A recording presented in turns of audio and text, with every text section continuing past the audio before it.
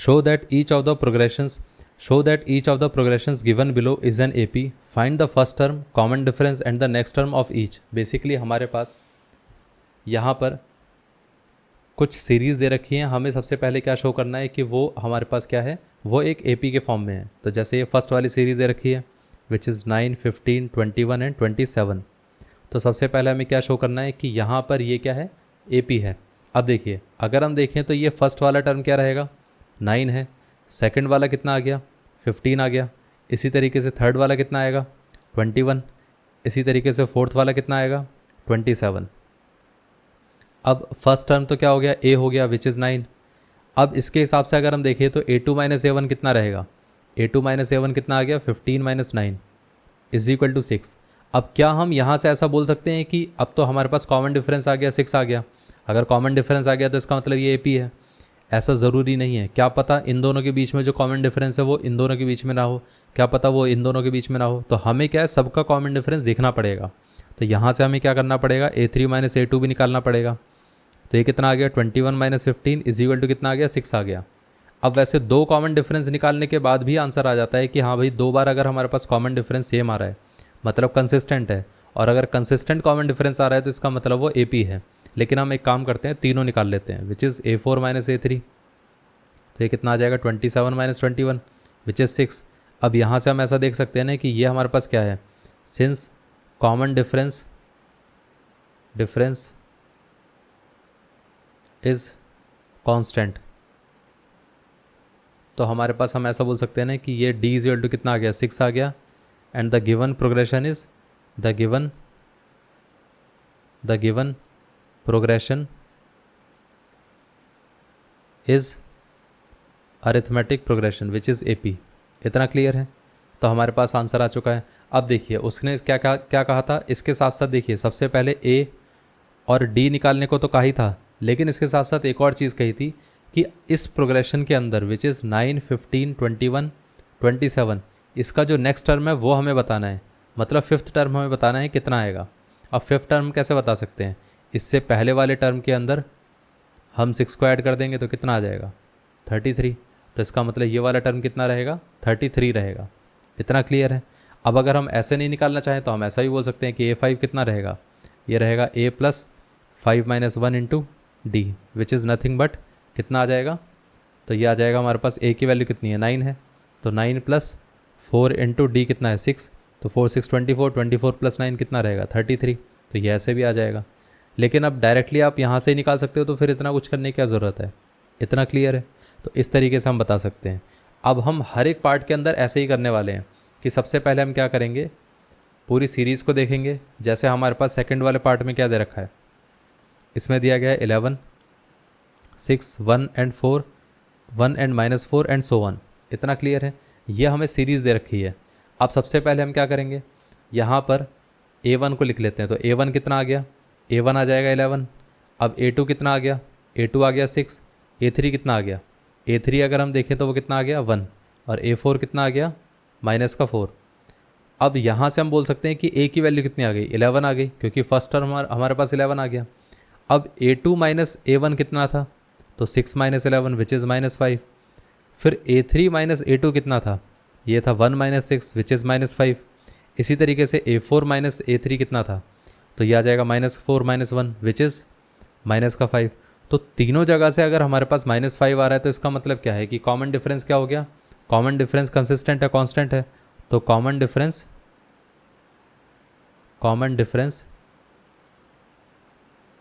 Is constant, hence the given term is AP। इतना clear है। अब यहाँ से हमारे पास D कितना आ गया, D आ गया -5। अब उसने क्या कहा था कि इस सीरीज़ के अंदर जो भी हमारे पास यहाँ पर नेक्स्ट टर्म है वो कितना रहेगा। अब उसको अगर हम देखें तो वो कितना आएगा, देखिए 11, 6, 1 और -4 दिया गया था। तो इसके नेक्स्ट वाला टर्म कितना रहेगा, वो आ जाएगा हमारे पास -4 plus -5 which is nothing but -9। तो मतलब नेक्स्ट वाला टर्म क्या रहेगा, -9। इतना क्लियर है। ये आंसर आ गया। अब इसी तरीके से हम बाकी सारी चीज़ें कैलकुलेट करते हैं।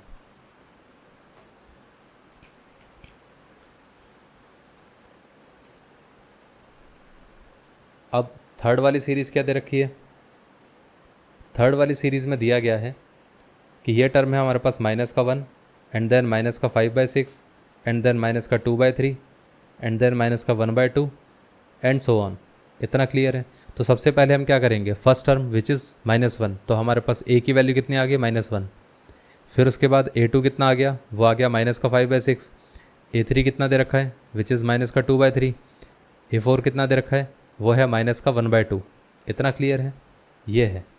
अब इसमें हम करेंगे क्या, सबसे पहले हम कैलकुलेट करेंगे यहाँ पर a2 - a1, a3 - a2 and a4 - a3। अब देखिए a2 - a1 कितना है, माइनस का 5/6 minus of -1 which is nothing but 1/6, क्योंकि ये प्लस का 1 रहेगा, प्लस के 1 में से 5/6 माइनस करेंगे तो बचेगा कितना, 1/6। इसी तरीके से ये कितना आ गया, माइनस का 2/3 माइनस ऑफ माइनस का 5/6 विच इज़ ये कितना आ जाएगा, माइनस माइनस प्लस, तो 5/6 माइनस कितना आ गया, 5/6 माइनस, अगर हम इसको देखें तो माइनस का 2/3 है, इसका बीच का डिफरेंस देखेंगे तो कितना आएगा, 1/6 आएगा। अब इसी तरीके से हम क्या बोल सकते हैं कि ये आ जाएगा माइनस का 1/2 माइनस ऑफ माइनस का 2/3 विच इज़ नथिंग बट 1/6। तीनों जगह से हमारे पास क्या आएगा, कांस्टेंट टर्म आएगा, तो इसका मतलब कॉमन डिफरेंस क्या आ गया, कांस्टेंट आ गया। इतना क्लियर है? Hence the given progression is AP। अब उसके साथ साथ हमें क्या करना है, ये हमारे पास AP दे रखी थी विच इज़ माइनस का 5/6 एंड माइनस का 2/3 एंड माइनस का 1/2। तो ये वाला हमारे पास टर्म कितना आएगा, इस टर्म को हम क्या बोल सकते हैं कि ये आ जाएगा माइनस का 1/2 प्लस 1/6 विच इज़ 6।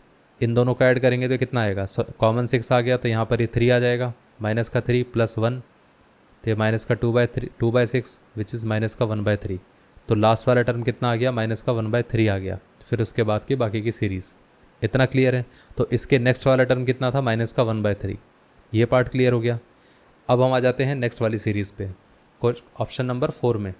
तो फोर्थ वाले में क्या दे रखा है, अब देखिए फोर्थ वाले में कहा गया है सीरीज़ है √2, √8, अब √18 और √32।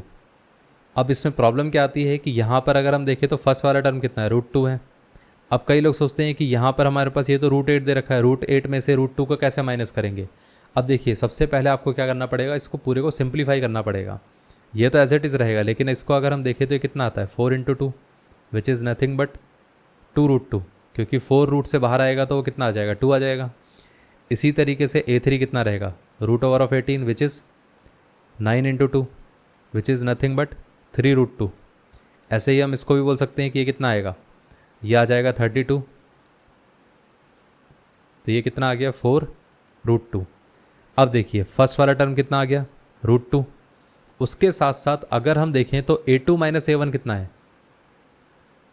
2√2 - √2 विच इज़ √2। इसी तरीके से अगर हम देखें तो यहाँ पर a3 - a2 कितना दे रखा है, तो ये है 3√2 - √2 विच इज़ 3√2 - 2√2 विच इज़ √2। अब यहाँ पर a4 - a3 कितना दे रखा है, तो वो है 4√2 - 3√2, ये भी आ जाएगा √2। तो यहाँ पर हमारे पास कॉमन डिफरेंस क्या है, कांस्टेंट है। तो इसका मतलब हम क्या बोल सकते हैं कि इसके अंदर कॉमन डिफरेंस कितना दे रखा है, कॉमन डिफरेंस कितना है, common difference is constant, that is √2। Hence the given series is N AP। इतना क्लियर है? और D कितना आ गया, D आ गया √2। ये पार्ट क्लियर हो गया। अगर ये √2 आ गया तो इसका मतलब क्या है कि हमारे पास ये जो टर्म है जिसको हमने इस तरीके से लिख रखा था, √2, √8, √18 और यहाँ पर √32, तो ये नेक्स्ट वाला टर्म कितना रहेगा। अब देखिए इसको हमने सिंप्लीफाई करके लिख दिया था, तो ये कितना था, 2√2, ये था 3√2, ये था 4√2। अब इसमें अगर मैं √2 ऐड करूँगा तो कितना आएगा, 5√2 आ जाएगा।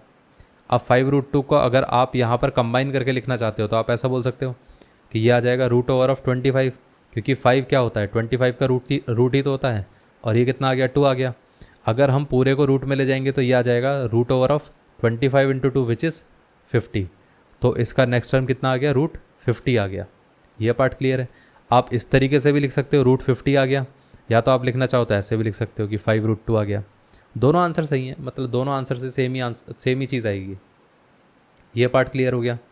अब ये पार्ट क्लियर हो गया तो अब हम आ जाते हैं फिफ्थ वाले पार्ट पे। अब देख लेते हैं फिफ्थ वाले पार्ट में क्या दे रखा है।